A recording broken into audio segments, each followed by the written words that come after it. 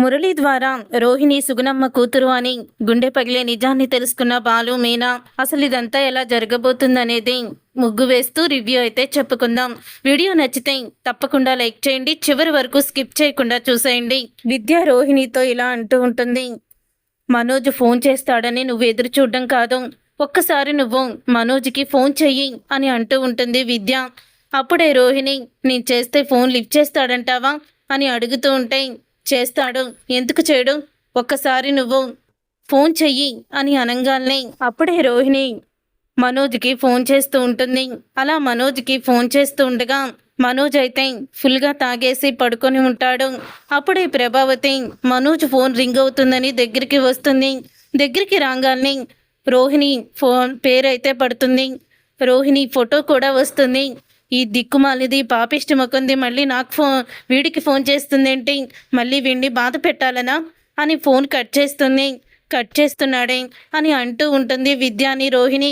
Cut చేస్తే మళ్ళీ చెయ్యి, ఎందుకంటే నా మీద ఉన్న ప్రేమతోనే మళ్ళీ మళ్ళీ చేస్తుంది రోహిణి అని. ఇంకోసారి కాకపోతే మరొకసారి ఫోన్ లిఫ్ట్ చేస్తాడు, తప్పకుండా మనోజు నీ మనసుని అర్థం చేసుకుంటాడు, అలా చేస్తూనే ఉండవు, అదే ఇప్పుడు అందరికీ ఉన్న సైకాలజీ నాకు బాగా తెలుసు అని అంటూ ఉంటుంది విద్య.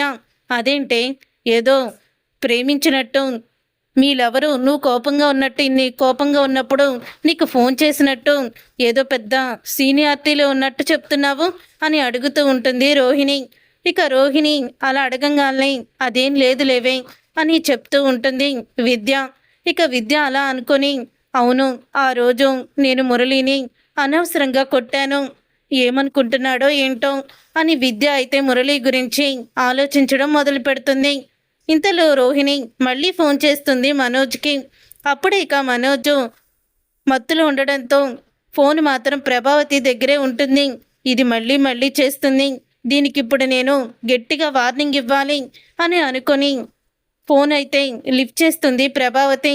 ఫోన్ లిఫ్ట్ చేసి, ఏమే పాపిష్టిదానా, మమ్మల్ని వదిలిపెట్టవా, ఎందుకే వాణ్ణి అలాగ బాధిస్తున్నావు, ఇప్పటికే నువ్వు చేసిన మోసాన్ని తట్టుకోలేక తాగి రోడ్ల మీద ఎలా అంటే అలా పిచ్చివాళ్ళ తిరుగుతున్నాడు, ఇంకోసారి వాడికి ఎదురుపడినా నువ్వు వాడికి ఫోన్ చేసినా నిన్నేం చేస్తానో చూడు అని వార్నింగ్ ఇస్తుంది ప్రభావతి.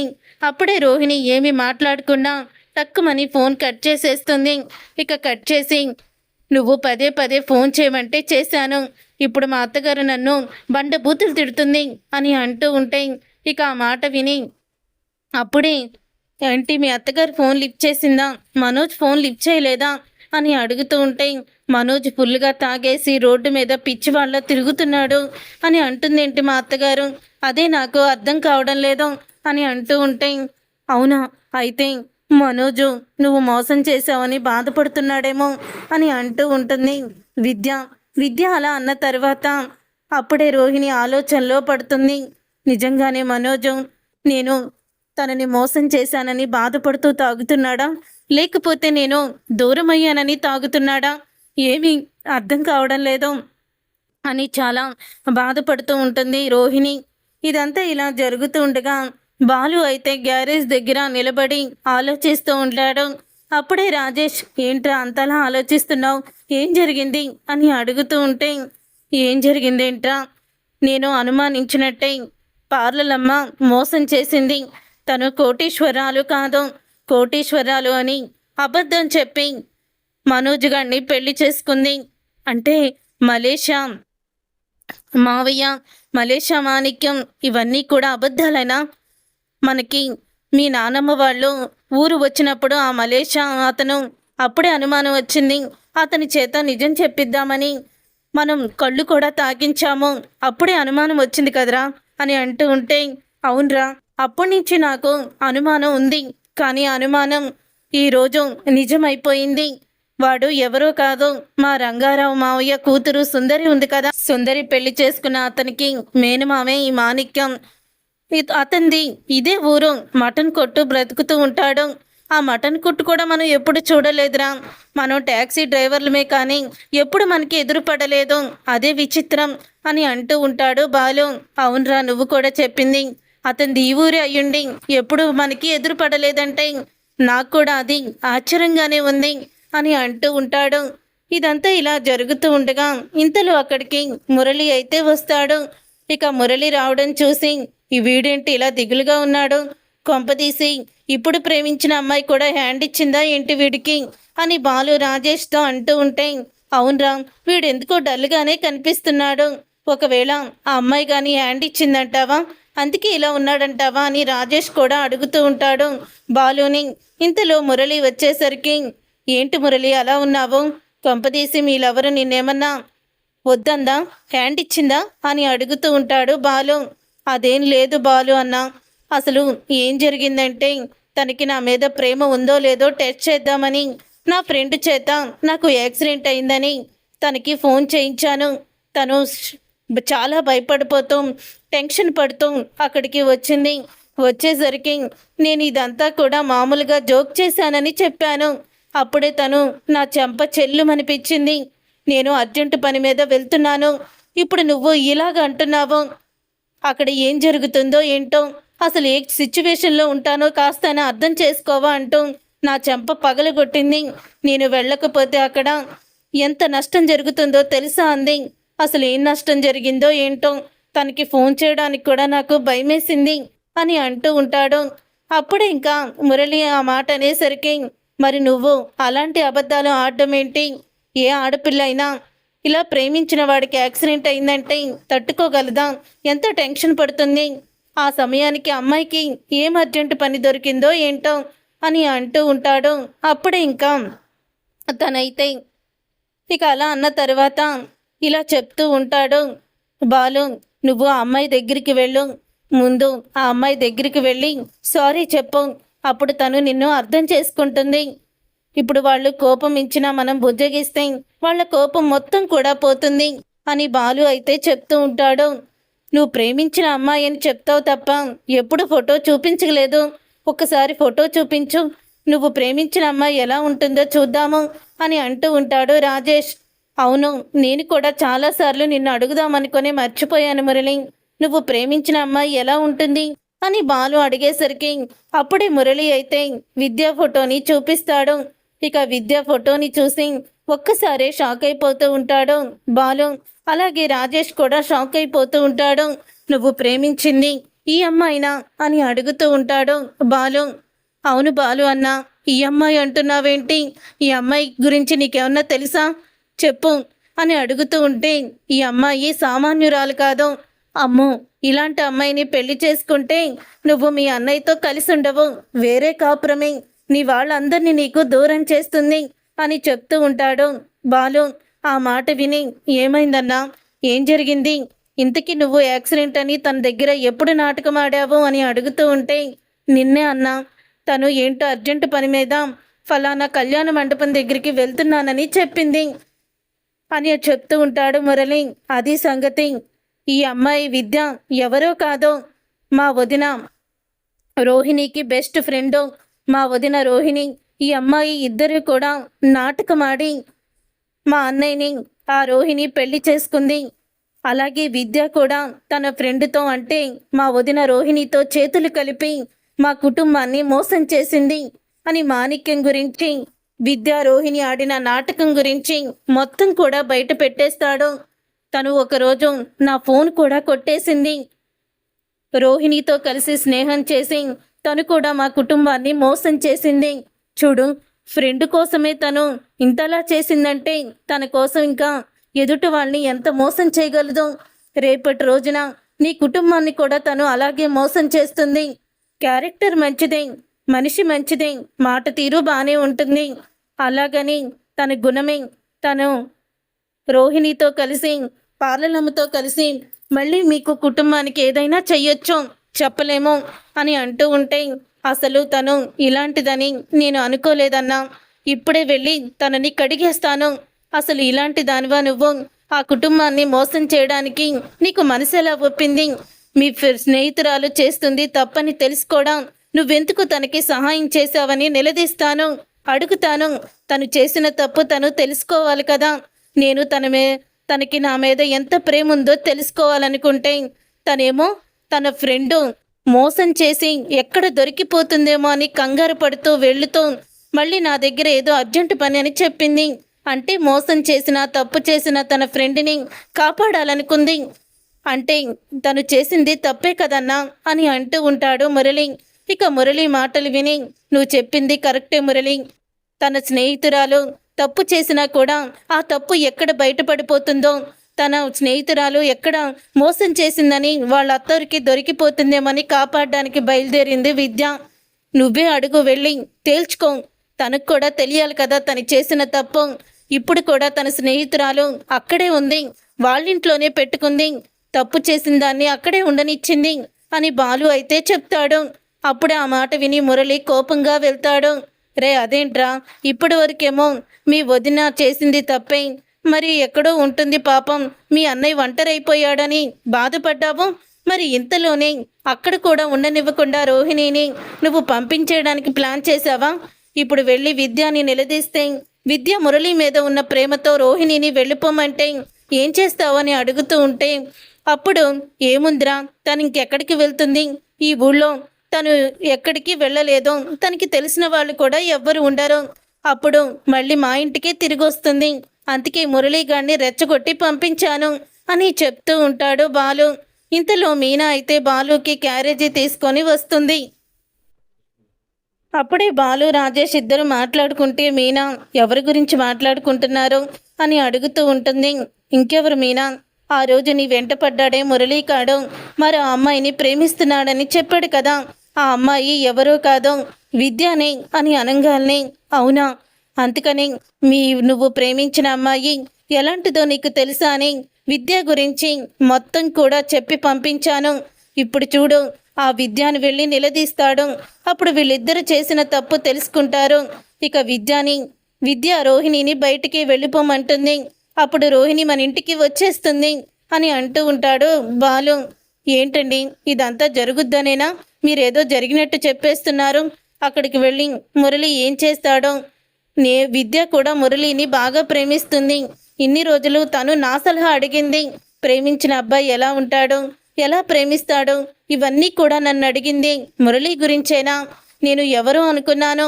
వాడేమో నన్ను అడిగితే నిన్నేమో విద్య అడిగిందనమాట. ఇద్దరు ఒకరంటే ఒకరికి చాలా ఇష్టం. కానీ రోహిణితో చేతులు కలిపి విద్యా బుద్ధి కూడా ఇలా తయారయ్యింది అని చెప్తూ ఉంటుంది మీనా. విద్య చాలా మంచిదండి. ఇప్పుడు మీరు రెచ్చగొట్టి పంపిస్తే పాపం మురళి ఏం చేస్తాడో ఏంటో అని అంటూ ఉంటుంది మీనా. తర్వాత సుగుణమ్మకి విషయం తెలుసుకొని రోహిణిని ఇంట్లో నుంచి బయటికి గెంటేశారని తెలుసుకొని ఇంటికైతే వస్తుంది విద్య ఇంటికి. అప్పుడే రోహిణి సుగుణమ్మని చూసి, నువ్వేంటమ్మా ఇక్కడ అని అడుగుతూ ఉంటే, ఏంటమ్మా నువ్వు, నేనిక్కడ ఎందుకున్నానని అడుగుతావేంటి? నిన్ను వాళ్ళు ఇంట్లో నుంచి బయటికి గెంటేశారంట కదా, మరి నువ్వు నా దగ్గరికి రాకుండా ఇక్కడున్నావేంటి? ఇలాంటి పరిస్థితి వస్తుందని నేను ముందు నుంచి మొత్తుకుంటూనే ఉన్నాను, నిజాన్ని చెప్పమ్మా అని. కానీ అబద్ధం మీద అబద్ధం చెప్తూ నీ జీవితాన్ని అబద్ధం చేసుకొని మరోసారి నీ భర్తని నీకు దూరం చేసుకున్నావు అని అంటూ ఉంటుంది సుగుణమ్మ. అసలు నీకు ఈ విషయం ఎవరు చెప్పారు అని అడుగుతూ ఉంటుంది రోహిణి. నువ్వు ఇలా క్లాస్ పీకుతావని నీ దగ్గరికి రాలేదు, ఈ విషయం చెప్పలేదు అని చెప్తూ ఉంటే, నేనే ఫోన్ చేశానే, నువ్వు బాధపడుతున్నావని, కొంచెం ఆంటీ నీకు ఓదార్పునిస్తారని నేను తీసుకొచ్చా రమ్మన్నాను అని విద్య అంటుంది. ఎందుకే ఇలా చేశావు అని అనగానే, చూడమ్మా రోహిణి, ఇప్పటికైనా నువ్వు చింటూ గురించి కూడా చెప్పడమే కరెక్టు. అప్పుడు నీ జీవితంలో ఇక ఎటువంటి రహస్యాలు దాచినట్టుండదు అని అనగానే, అది కాదు అని అంటూ ఉంటుంది. అప్పుడు ఇంకా రోహిణి, నేను అక్కడికి ఎలా వెళ్ళాలో నాకు తెలుసు. నేను కోటీశ్వరాల్ని కాదని వాళ్ళు నన్ను ఇంట్లో నుంచి బయటికి గెంటేశారు. ఇప్పుడు నాకు కొడుకున్నాడు, పెళ్ళయ్యింది అంటే మొత్తానికి నన్ను ఇంట్లోకి రానివ్వరు కదా, నన్ను మా అత్తగారి ఇక చంపేస్తుంది. ఇలాంటి దిక్కుమాల సలహాలు నాకు ఇవ్వద్దు అని రోహిణి తిడుతూ ఉంటుంది. ఈలోగా మురళి అయితే అక్కడికి వస్తాడు. మురళి వచ్చేసరికి ఇక కిటికీలో నుంచి మాటలు వినపడుతూ ఉంటే కిటికీ దగ్గరికి వెళ్ళి నిలబడతాడు. అప్పుడు ఇక రోహిణి అంటుంది, నువ్వు వెళ్ళిపోమ్మా, మళ్ళీ నా గురించి ఎవరొకళ్ళు ఇక్కడికి వస్తారు. మా అత్తగారు, మనోజో, ఆ బాలు, మీనాను ఎవరొకళ్ళు వస్తారు నన్ను బ్రతిమలాడి ఇంటికి తీసుకువెళ్ళడానికి. అప్పుడు నిన్ను ఇక్కడ చూశారనుకో, అప్పుడు ఈ నాటకం కూడా బయటపడిపోతుంది. నువ్వే నా కన్న తల్లివని, నేను చింటూ కన్న తల్లినని, ఆ తర్వాత నాకు ముందే పెళ్ళయ్యి నా భర్త చనిపోయాడని, ఈ రహస్యాన్ని కూడా వాళ్ళ దగ్గర దాచిపెట్టానని మొత్తం నిజాలన్నీ కూడా బయటపడతాయి. దయచేసి వెళ్ళిపో అని అంటూ ఉంటుంది రోహిణి. ఏంటమ్మా, కూతురు ఇంత బాధలో ఉంటే తల్లి ఓదార్చుద్దామని ఎవరు కనిపించదు, అందుకే నేనొచ్చాను, నువ్వు నన్నెందుకు వెళ్ళిపోమంటున్నావు అని అడుగుతూ ఉంటుంది. అప్పుడే ఇక సుగుణమ్మ ఇంతలో, వామ్మో, ఏదో కోటీశ్వరాలు కాదని అబద్ధం చెప్పి మోసం చేసింది అనుకున్నాను, కానీ ఇంత పెద్ద మోసం చేస్తుందని అస్సలు కూడా అనుకోలేదు. ఇంత పెద్ద మోసం చేస్తుందా? ఆల్రెడీ తనకి పెళ్ళయ్యి ఒక కొడుకు ఉన్నాడు. ఈ విషయం బాలు అన్నయ్యకి తెలియదనుకుంటా అని మొత్తం వీడియో తీస్తూ ఉంటాడు. అదేంటే రోహిణి అలా మాట్లాడుతున్నావు, మీ అమ్మగారు నీ గురించే కదా వచ్చింది అని అంటూ ఉంటే, నువ్వేంటే మధ్యలో ప్రతిసారి ఎందుకు వస్తున్నావు, అసలు ఇవన్నీ ఫోన్ చేసి ఎందుకు రమ్మన్నావు, నీకు ఒకవేళ నేను ఇక్కడ ఉండడం ఇష్టం లేకపోతే వెళ్ళిపోతాను అని అంటూ ఉంటుంది రోహిణి.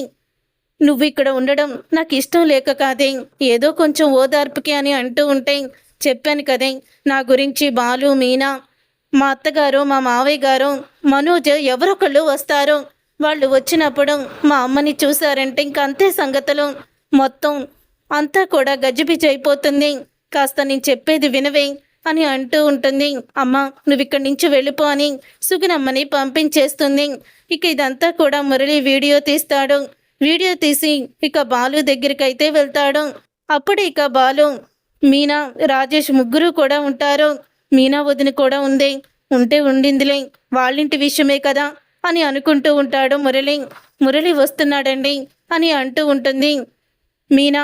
అప్పుడు ఇక బాలు, ఏంటి మురళి, ఏంటి అప్పుడే వచ్చేసావు, ఏమంది, మాట్లాడావా విద్యతో, ఏం జరిగింది అని అంటూ ఉంటే, మాట్లాడదామని తనతో గొడవ పెట్టుకుందామని వెళ్ళానన్నా, కానీ అక్కడికి వెళ్ళాకే నాకు మరొక నిజం తెలిసింది అని అంటూ ఉంటే, ఏ నిజం తెలిసింది అని చెప్తూ ఉంటాడు బాలు. మీ వదిన మిమ్మల్ని కోటీశ్వరాలని మోసం చేసిందని బాధపడుతున్నారు, తను మీ దగ్గర మరొక రహస్యాన్ని కూడా దాచిపెట్టింది అని అనగానే ఒక్కసారి బాలు, మీనా ఒకరి ముఖాలు ఒకరు చూసుకుంటూ ఉంటారు. ఏంటి నువ్వు మాట్లాడేది, ఇంకో మోసం చేసిందా, ఏంటా మోసం అని అడుగుతూ ఉంటే, ఆ మోసం ఏంటన్నది నువ్వే చూడన్నా, నేను చెప్తే నీకు అర్థం కాదు అని వీడియో అయితే చూపిస్తాడు. ఇక ఆ వీడియోని చూసి ఒక్కసారి బాలు, మీనా షాక్ అయిపోతూ ఉంటారు. ఇదేంటి సుగుణమ్మ గారు రోహిణి దగ్గర ఉన్నారు అని ఇద్దరు కూడా చూస్తూ ఉండగా, నేను నీ కన్న తల్లినని, చింటూ నీ కన్న కొడుకని నిజం చెప్పేయమ్మా అని సుగుణమ్మ అనడం అదంతా కూడా వీడియోలో వస్తుంది. అంటే చింటూ కన్న తల్లి రోహిణియా అని షాక్ అయిపోతూ ఉంటుంది మీనా. అప్పుడే ఇక బాలు చింటూకి ఆ కళ్ళ ఆపరేషన్ చేయించుకున్నప్పుడు రోహిణి తన గురించి ఇబ్బంది పడడం, అంతా తనని ప్రేమగా చూసుకోవడం, ఇవన్నీ కూడా గుర్తు చేసుకుంటూ ఉంటాడు. మీనా, నీకు గుర్తుందా, చింటూకి ఆపరేషన్ జరిగినప్పుడు అప్పుడు రోహిణి హాస్పిటల్కి వచ్చింది, ఆ తర్వాత కూడా ఇంటికి వచ్చాక కూడా తను ముందు టెన్షన్ పడినా తర్వాత తన గది ఇచ్చింది, వాడికి భోజనం తినిపించేది, అమ్మ అమ్మ అంటూ ఆ నిశ్చితార్థానికి కూడా వాడు రోహిణిని పట్టుకున్నాడు, ఇవన్నీ నీకు గుర్తున్నాయి కదా అని అంటూ ఉంటే, అవునండి అన్నీ కూడా గుర్తున్నాయి. అమ్మో, రోహిణి ఏదో కోటీశ్వరాలని మనోజ్ని పెళ్లి చేసుకోవడానికి మోసం చేసిందని అనుకున్నాను, కానీ తను ఇంత మోసం చేస్తుందని అస్సలు కూడా ఊహించలేదండి, నేనైతే నమ్మలేకపోతున్నాను అని అంటూ ఉంటే, అప్పుడే ఇక ఆ మాట విని బాలు, ఇప్పుడు ఏం చేద్దామండి, ఈ నిజం ఇప్పుడు మీ అన్నయ్యకి తెలిస్తే అసలు ఇప్పటికి ఫుల్గా తాగేసి తన భార్య మోసం చేసిందని బాధపడుతున్నారు, మీ అమ్మగారు కూడా బాధ నుంచి బయటపడలేకపోతున్నారు, మరి ఇప్పుడు ఈ నిజం కూడా తెలిస్తే వాళ్ళిద్దరూ తట్టుకోలేరండి, మనం ఏం చేద్దాము అని అడుగుతూ ఉంటుంది మీనా. అదే మీనా, నేను ఆలోచిస్తున్నాను, ముందు ఈ విషయం నాన్నకి చెప్దాము, ఆ తర్వాత ఏం జరుగుద్దో చూద్దాము, కానీ రోహిణిని అస్సలు కూడా వదిలిపెట్టకూడదు, తను సంతోషం కోసం తన స్వార్థం చూసుకొని అటు కన్న కొడుకుని, కన్న తల్లిని వదిలేసి ఇటు మనల్ని మోసం చేసింది, ఇలాంటి దాన్ని అస్సలు కూడా ఊరుకోకూడదు అని బాలు అయితే చెప్తూ ఉంటాడు. చూశారుగా ఫ్రెండ్స్, మురళి ద్వారా రోహిణి మొదటి పెళ్లి గురించి నిజం తెలుసుకున్న బాలు మీనా ఏం చేయబోతున్నారు, ఈ విషయాన్ని ప్రభావతి మనోజ్ ముందు బయటపడతారా అనేది రాబోయే కథలో తెలుసుకుందాం. ఈ వీడియో మీకు నచ్చితే తప్పకుండా లైక్ చేసి ఛానల్ని సబ్స్క్రైబ్ చేసుకొని పక్కనే ఉన్న గంట సింబల్పై ఆల్ అని క్లిక్ చేయండి.